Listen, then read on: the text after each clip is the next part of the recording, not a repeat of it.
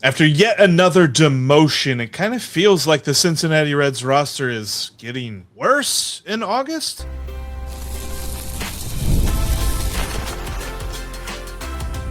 You are Locked On Reds, your daily Cincinnati Reds podcast, part of the Locked On Podcast Network, your team every day. Hi there, I'm Stephen Offenbaker. He's Jeff Carr. You are Locked On Reds. Thanks for being an everydayer. On today's show, a little bit later, we are going to be talking about Joseph Daniel Votto, general manager. You've seen it. We're going to talk about it. This is going to be a lot of fun. We've got that coming up for you here in just a few minutes. We're also going to be talking about Terry Francona. Now, Jeff teased yesterday he has a question for me, and I know what that question is. We're going to dig into whether or not there is something we can definitively say Terry Francona proves about this Cincinnati Reds team. That's coming up in just a couple minutes. But where we are going to start was with this roster that, Jeff, you're right, doesn't get better. It seemingly gets worse. And that's where we're going to dive in. But before we do that, I just want to give a quick hat tip to you. Shout out to you for carrying the load while I was gone. Great shows while I was away. Thanks for covering everything. I had a much needed vacation that did not involve watching one single inning of Reds baseball for a hot second. And it was beautiful. It was beautiful. But I have lots to talk about now, Jeff. So let's start with this roster, because we saw the news yesterday that the Reds have once again demoted Noelvi Marte. And in this case, Jeff, they called up a third catcher. Will Banfield rejoins the Reds.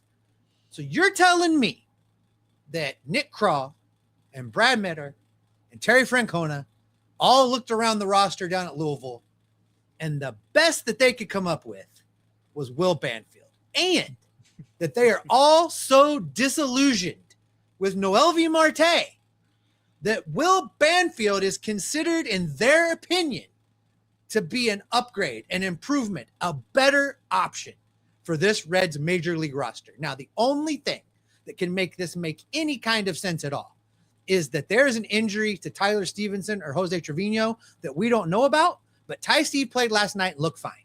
Jose Trevino played the day before and looked fine. We didn't hear anything about an injury. So make this make sense for me.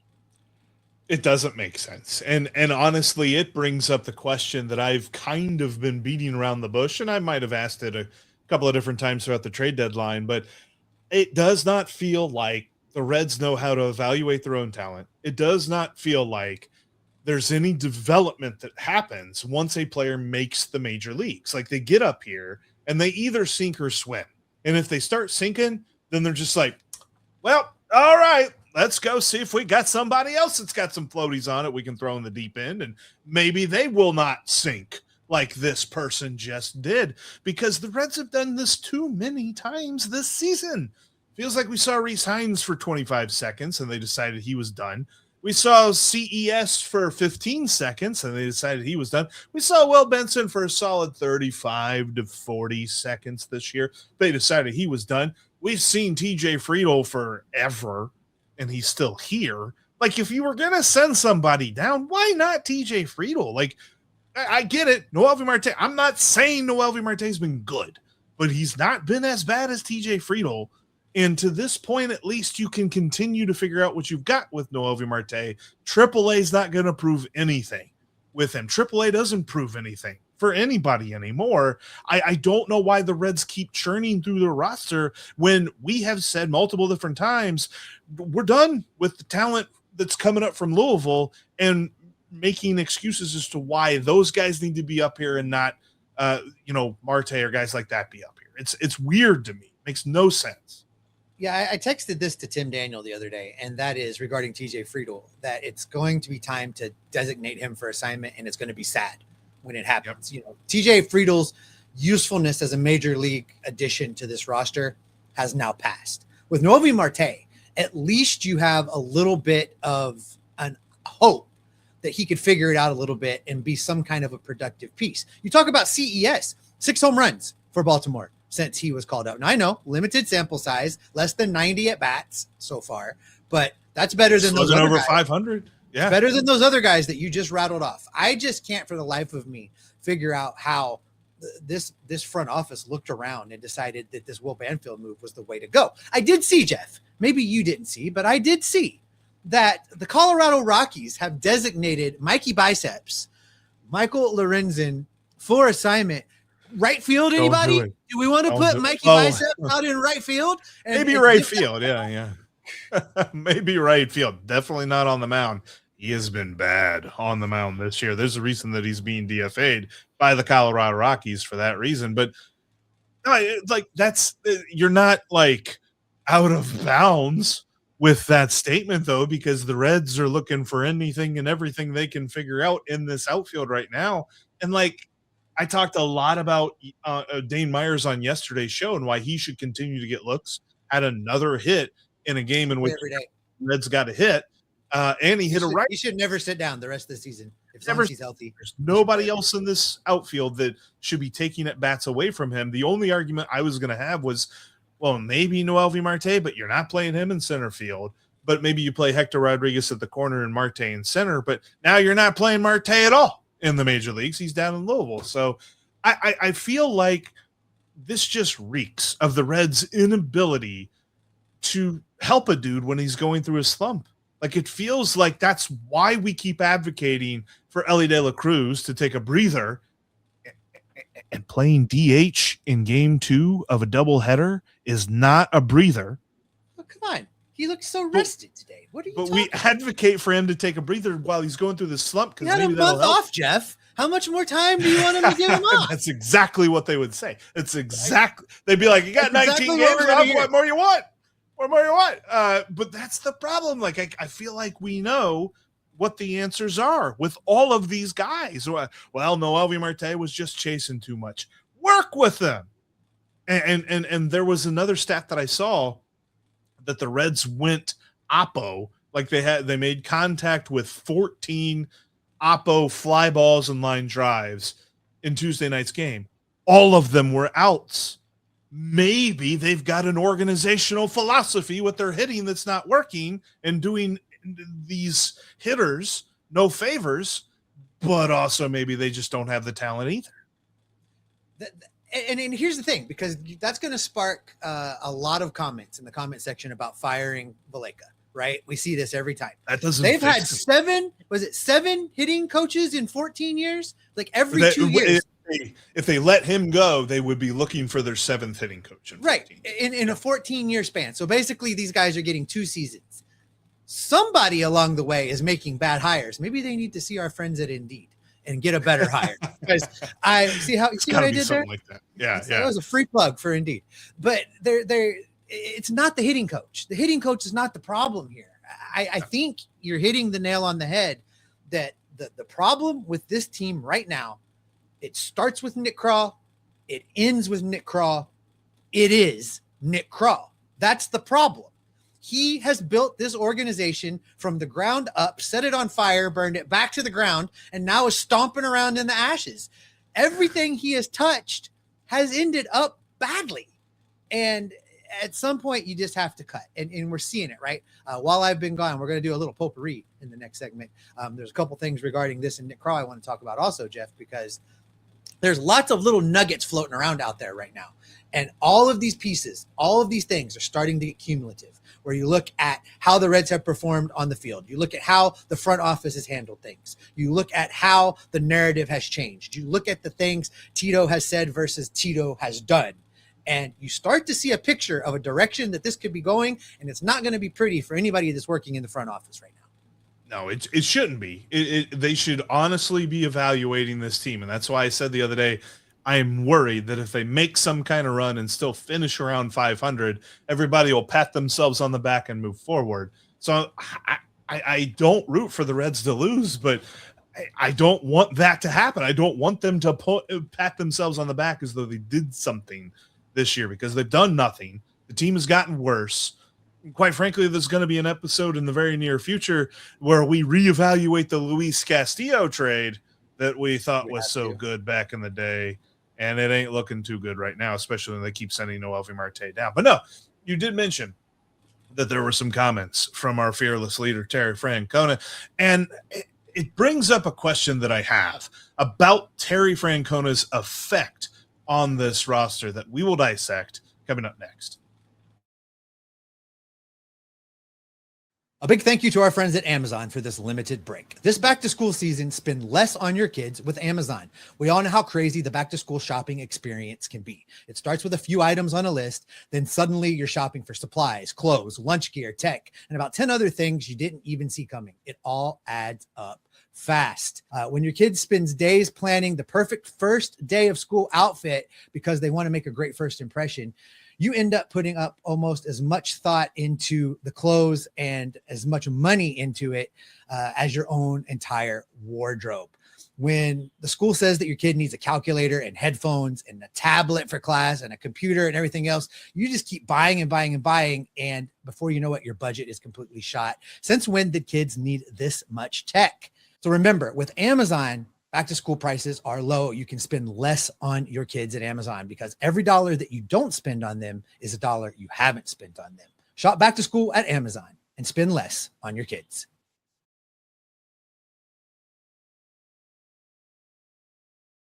Thank you for making Locked On Reds part of your day, and thank you for helping to make Locked On the #1 sports podcast network in the country. Lock in and join our Locked On Reds Everydayer Club. You'll get an ad-free audio feed, and you'll also get access to a once-a-month conversation between Steve, myself, and Locked On Reds Everydayer Club members, and that we will kind of give you some more information on as we get Steve settled back into his usual spot. He's back from Europe, ready to go. The link for the Locked On Reds Everydayer Club is down in the description below. Go check that out today. All right, Steve, when it comes to the Cincinnati Reds, their fearless leader has been a reason for some to believe. And at first, you and I agreed with that. We loved the hire. We thought that this signaled wonderful times here in the city of Cincinnati. And outside of 2 playoff games in which the Reds did score some runs against the Los Angeles Dodgers, but gave up a lot more, we've really not seen it. We've not seen the effect that we had hoped that Terry Francona would bring. So my question to you is Terry Francona making a bad roster mid, or is Terry Francona making a mid roster bad? The answer is yes. So here's the thing. Here's the thing, Jeff. I still think that the Francona hire was a good hire.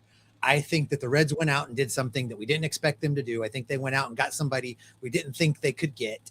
And I think they brought in a bona fide to try and get something done. The problem is they handed him a big steaming pile of something and asked him to polish it into a diamond.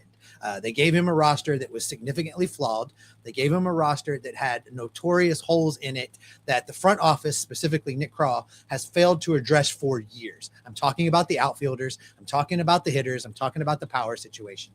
They gave him this roster that every single thing had to go right in order for this team to be successful. Now, you bring in a guy like Terry Francona. He has had the effect that they wanted him to have in certain areas. I think that these young players have a tremendous amount of respect for Francona. Francona has a tremendous amount of respect for them.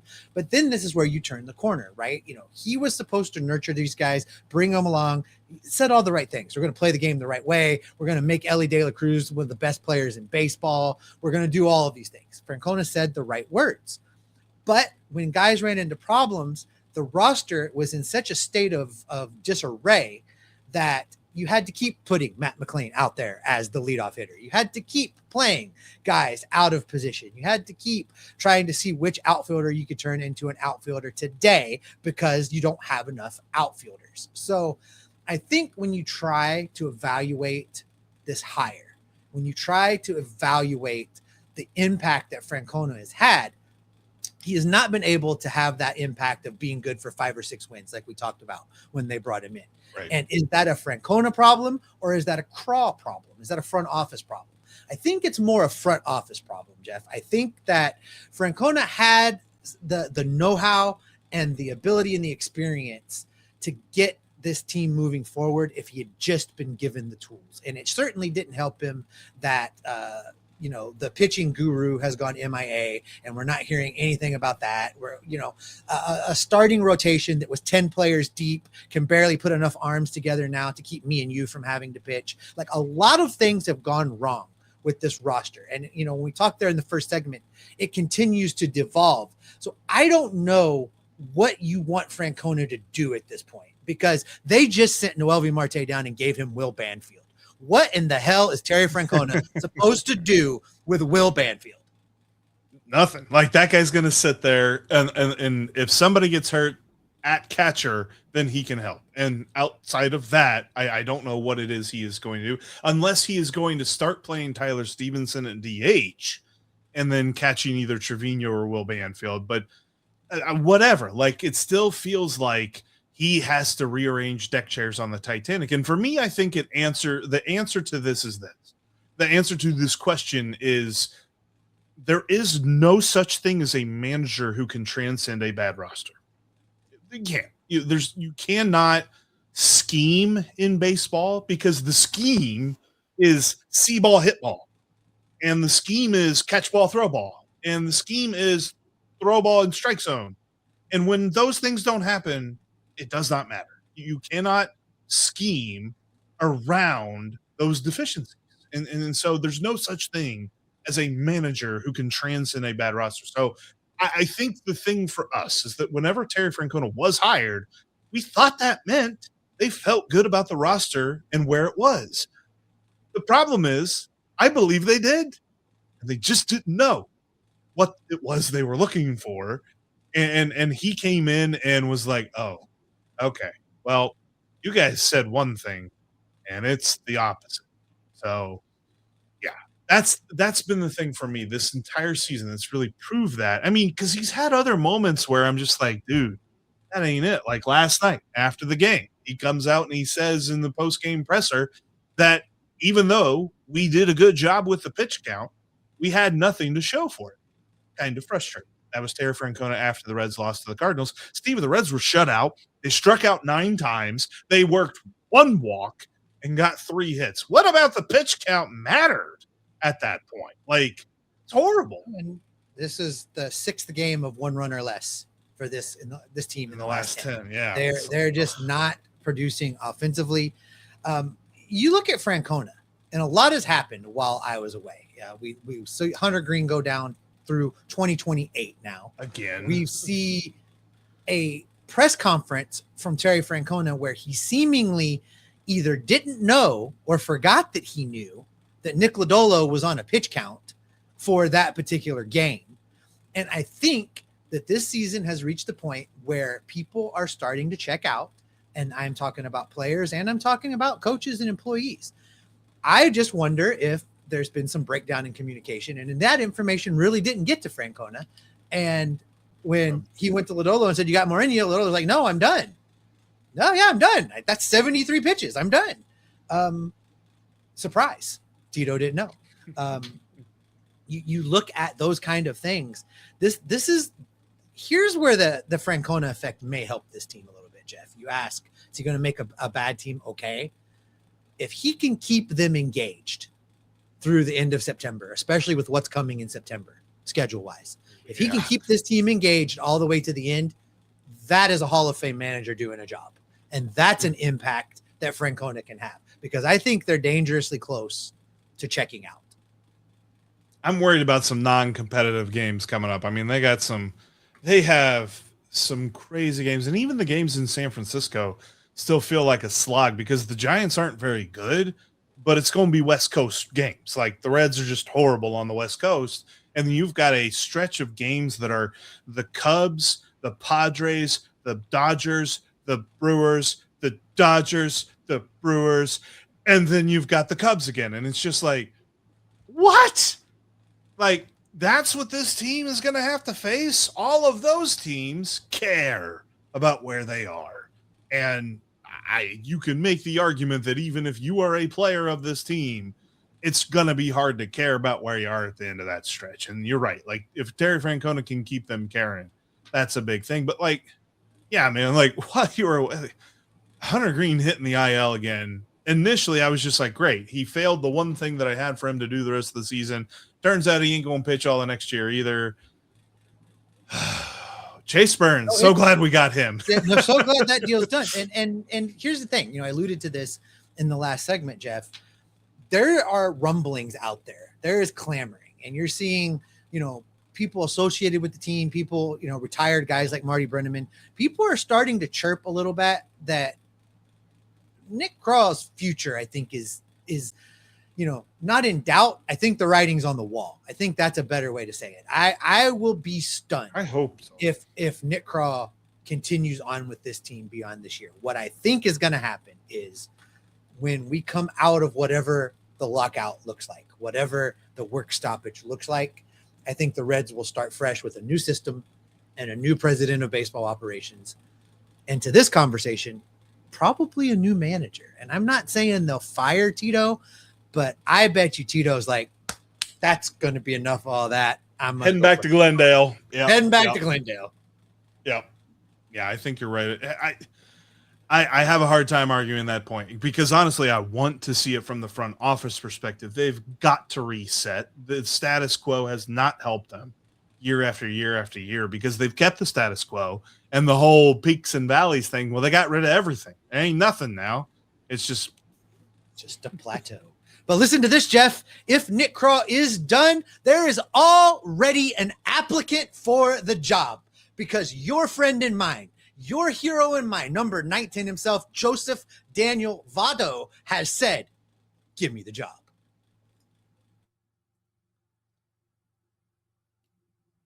Make the best of the stretch run of the Major League Baseball season over on Kalshi, where you can trade on anything, any Reds game, any game really, but especially Reds games as well. And with Chase Burns on the mound today, Kalshi has a nice market on the Reds to beat the St. Louis Cardinals. They're trading at 56% to beat the Cardinals today, which means if you place a $100 trade on the Reds to win and they do so, your payout will be $172.82. That's over on Kalshi, where you're trading against peers in a live market, meaning there's no house. And as the probability changes, you can buy in and out of your position. Download the Kalshi app today and use the code Locked On to get $10 when you trade $10. KALSHI, Kalshi. Trade on anything. 18 and up only. Restrictions and eligibility requirements apply. Event contract trading involves risk and may not be suitable for all investors. Kalshi products are not available in all jurisdictions. Prices, values, and available markets may differ from those mentioned. For more information, see kalshi.com/regulatory.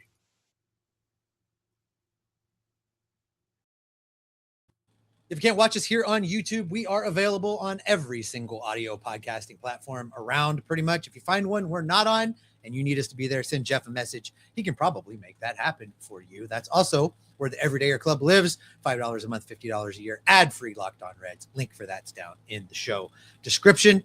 All right, Jeff, I think you've probably seen it. Everybody has seen the clip that's going around. Joseph Daniel Votto was answering fan questions the other day, and he was asked if he would like to come be the hitting coach, to which he said, absolutely not. No, I don't want to do that. I don't want to get on a plane every day. I don't want to work in the minor leagues. I get to come here and have fun and talk baseball. But then the question gets dropped in on him as a follow-up. Well, what about a front office gig? What about, a general manager? To which Joey said, give me the Reds job. I'll take that job right now. Reds general manager. Give it to me. Now, look, I think this was tongue in cheek. I think that Joey knew exactly what he was doing and exactly what he was saying when he said this. The amount of energy, the amount of excitement that instantly rippled through Reds country at these words from Joseph Daniel Votto was instantly, you could feel it. You could feel that energy. You could feel that wave. Joey Votto would be tremendous at this gig. Now, I want to say this right up front, Jeff. This isn't going to happen.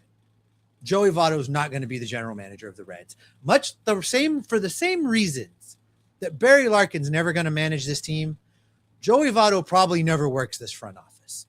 I think if they would hire Joey and tell him, you do you, we have nothing to say about it. I'm talking about the Castellinis. We hire Joey, you do you do whatever you want. We won't say anything. And here's a budget of whatever the salary cap is going to be. Go crazy. Joey might take that job. I don't know that the Castellinis will do that. And I also don't know that Votto will risk, there's that legacy factor, right? He's going to be a Hall of Famer. Right. He has that legacy, same like Larkin. I don't know that he'll do that, but man, is it fun to think about, because can you imagine Joey Votto being the one evaluating the talent right now and going out and getting hitters and building a roster? I think he could turn this team around in 2 seasons tops. The resume for Nick Krall was he's been here for a real long time. And by been here, that means he's had like every job in the Reds front office, from like intern all the way up. And that's admirable. The resume for Joey Votto is undeniable. If he were to actually really want this kind of a job, man, the Reds would be dumb to turn him down. And something tells me this would be a Joey Votto decision. It would not be a Reds decision, because if he were to approach them about it, then you bet Nick Krall's gone and Joey Votto's taken over. The thing about this is we see this a lot, and I'm not even comparing this decision situation to Barry Larkin. I compare it to Buster Posey, a Reds nemesis, and Joey Votto's nemesis from back in the time, because he has taken over in San Francisco, and San Francisco has gone through some weeds. They've gone through some times of trouble in the Bay Area, because it's been a couple of years now that there have been interesting moves. It's not as if they have sat idly by and just watched their team go to pot. It's that they have made the moves. They have gone out and done things and brought players in, and they've still struggled mightily. And a lot of this comes back to Buster Posey being like, hey, look at this. He's one of the best catchers we've ever seen. He's a Hall of Famer. He has this legacy as a player, but now look at what he's doing to the team. And it's hard for fans to separate that. Like, there are some Giants fans that I know that I've talked to that are just like, gosh, I really wish he wouldn't have done that. And for me, that makes this hard as a massive fan. I don't know that any player will ever eclipse my love of Joey Votto. And I don't know that I could handle this fully. I could not appreciate this fully if he were to take this job. To your point with Buster Posey, though, I think given enough time and enough runway to get things done, Buster Posey's going to put a winner on the field. I think he's going to do it. And as I was talking there a second ago, Jeff, I spun myself around a little bit on this, of Joey actually doing this. If he were able, he seemed adamant. He did not. If he were able to come in under the new system of cap and floor, maybe the Castellinis would just get out of his way and let him do a thing. And where the budget is arbitrary and doesn't change on a week-to-week basis. Yeah, right. I could see that working. I have no doubt in my mind Joey would be good at this. I've heard him talk enough now, breaking down talent, breaking down pitchers, breaking down hitters, even now in his new role where he's not prepping for a game, where he's prepping to do commentary. He really has an eye for talent and has an eye for what players can and can't do and what they're trying to do. I think that would translate well. Now, what we don't know is, how well can he run an entire organization? But I think as far as acquiring talent, building a roster, putting the major league team in a position, listen, it cannot be worse than it is right now. There's really just no way to make it any worse than Nick Krall has made it. So the bar, it is at such a place where I think Joey could come do this. I'm for it, Jeff. Give him the job. Do it. Sign him right now. Make him the heir apparent. Do it. I would like it. I would like it the most if they say, okay, Joey's coming in and such from Tampa Bay or such and such from Cleveland or such and such from Milwaukee is joining him. Or dare I say some assistant from Los Angeles. We're not on team Carlos Guevara for assistant general manager. I don't think Carlos is on team Carlos Guevara for assistant. He doesn't general manager. What's his face's title from The Office? What's assistant to the regional manager? No, I don't think he wants. If he got to come here and I don't know, hang out, sure. I don't know about actually doing the front office stuff. That's not gonna happen. Carlos That's is an right now inside joke going, for why are anybody that you knows guys Carlos. talking about me? What? Congrats, dude. You made it into the show. It's right here at the end. There's a reason for that. But when it comes to like how this would work, I would love it, but I would also be super cautious of it. And I almost feel like it would test the bond of fan that we all have. And I think we'd have to like do that thing. Like, I don't know if you do this thing when you go to watch a movie that has a book with it, where you watch the movie and you're just like, it ain't as good as the book. Like I'm very good at separating that. I'm like, the book is the book and the movie is the movie. If Joey were to do this, there's Joey the player and Joey the executive, and you've got to separate those things. But honestly, Steve, here's the thing. Here's the thing. Joey finally gets his ring, but as the president of baseball operations. I'd feel some kind of way about that. That's for sure. But here's the thing. The one thing that I think about this, I'm really excited about the idea of Joey Votto being general manager, because I'm excited about anybody but Nick Krall being the general manager. And that is where we will, or president of baseball, whatever. If you want to get pedantic about the title, whoever's leading the front office, I would love it to be anybody but Nick Krall. And that is where we will end today's podcast. Thanks so much for checking out today's Locked On Reds podcast. Glad to have Steve back. He's back with us, and we'll be talking all day, every day about these Cincinnati Reds right here on Locked On Reds. So make sure you subscribe so you don't miss anything that we've got coming for you on the next Locked On Reds podcast. Yeah, we're going to do it. We're going to start to reevaluate that Luis Castillo trade. We're also going to talk about another Chase Burns start. Hopefully it's another win. And that's all on the next Locked On Reds podcast. Now, make sure if you're watching here on YouTube, you hang on. We'll send you to Locked On's first ever 24/7 national Locked On Podcast Network streaming feed, or if you're listening, check out Locked On MLB for your second listen. But as for Steve, Tim, Daniel, and the postcast, and myself, we will be Locked On Reds every single day. Joey didn't even stutter when they asked him that question. Like he had, and he doubled down too. Like at the end of that segment, he doubled down on it. He sure did. I sign him right now.